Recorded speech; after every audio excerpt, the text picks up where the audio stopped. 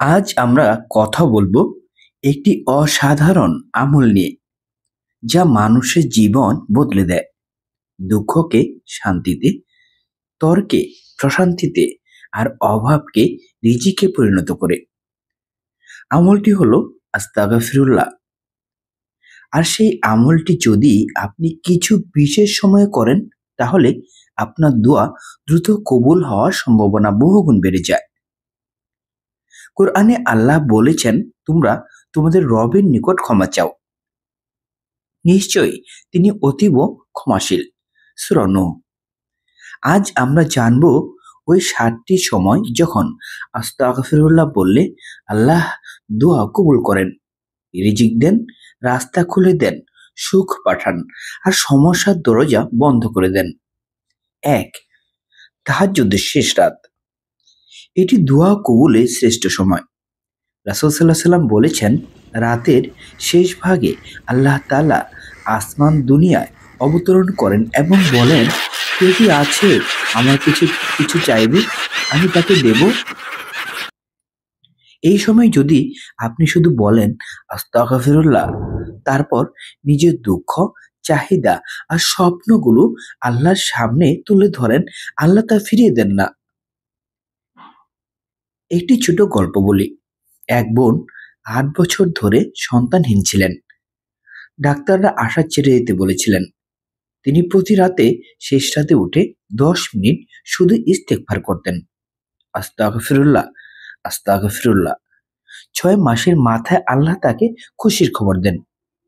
তাহাজ্জুদের সময় ইস্তেগফার দোয়া কবুলের দরজা খুলে দেয়। 2. আজান ও একামতের মধ্যবর্তী সময়। রাসূল সাল্লাল্লাহু আলাইহি সাল্লাম বলেছেন, আজান ও একামতের মধ্যবর্তী সময়ের দোয়া কবুল হয়।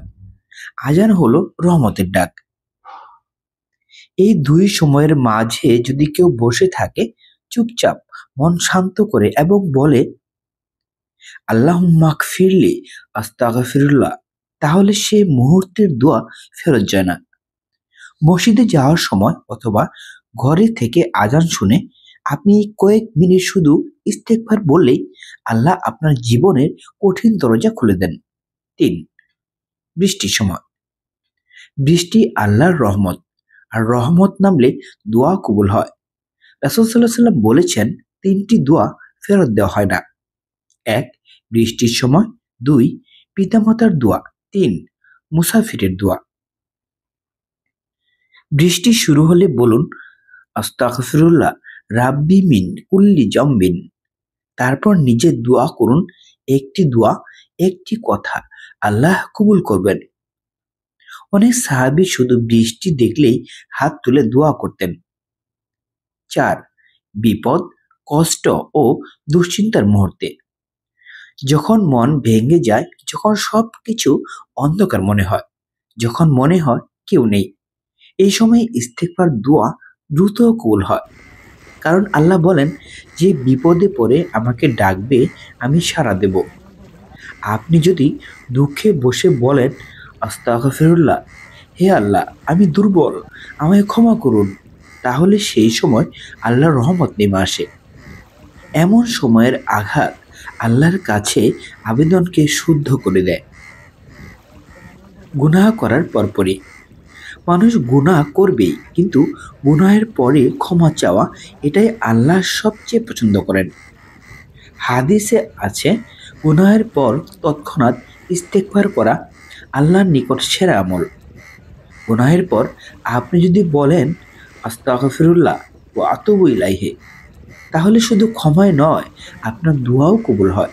কারণ মানুষ তখন ভেঙে পড়ে, লজ্জা পায়, সত্যিকারের মন দিয়ে ফেরত আসে, আর আল্লাহ তা পছন্দ করেন।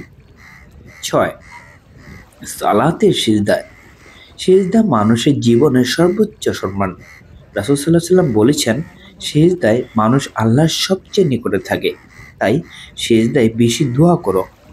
সিজদায় 3-4 বার বলুন আস্তাগফিরুল্লাহ।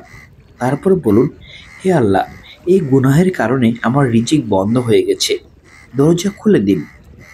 সিজদার ইস্তেগফার দোয়াকে দ্রুত কবুলের দিকে নিয়ে যায়। 7. জুমার দিন আসর থেকে মাগরিবের মাঝে।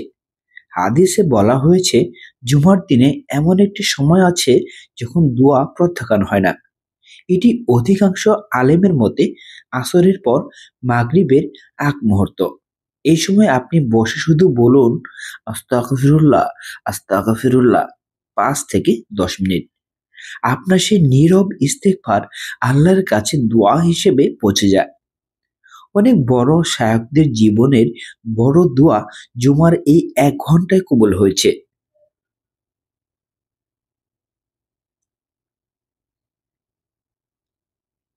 প্রিয় দর্শক, আজ আমরা শিখলাম জীবনের 7টি বিশেষ সময় যখন শুধু আস্তাগফিরুল্লাহ বললেই আল্লাহ আপনার দোয়া কবুল করেন।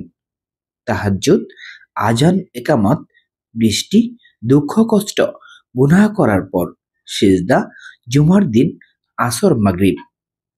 আপনি শুধু শুরু করুন, আল্লাহ আপনার জীবনে পরিবর্তন আনবেন ইনশাআল্লাহ। আস্তাগফিরুল্লাহ এটি শুধু একটি শব্দ নয়, এটি আপনার আর আল্লাহর মাঝে রহমতের দরজা।